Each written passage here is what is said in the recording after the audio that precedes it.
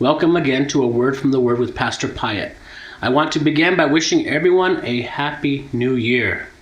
Today we're going to be talking about doing God's will, but we're going to be talking about doing God's will our way. If you look at Acts chapter 7 and verse number 24, we find that Moses went about doing God's will his own way. Let's go ahead and read it. And seeing one of them suffer wrong, he defended him and avenged him that was oppressed and smote the Egyptian. Moses knew that God had called him to deliver his people, but he went about it his own way. Typically, Christians have a desire to do God's will, but we must be very careful to go about God's will God's way and not our way. Moses learned what we will all learn. If we go about God's will our way, things will go immediately from bad to worse.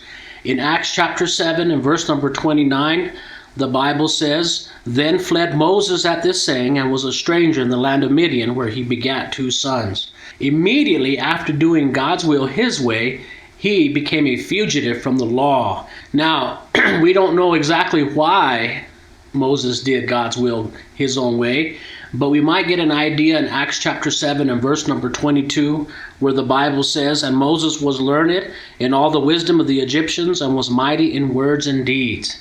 It may have been a result of his self-confidence. It took God 40 years to burn out Moses' self-will.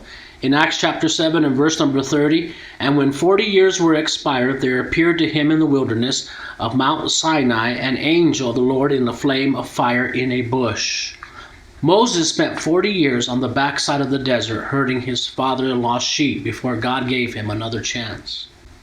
So before you rush ahead, make sure you seek God. Seek God's will as found in his word, and then wait. Wait for his timing and wait for his instructions. Once God has shown you what you should do, then you must trust him and obey him completely.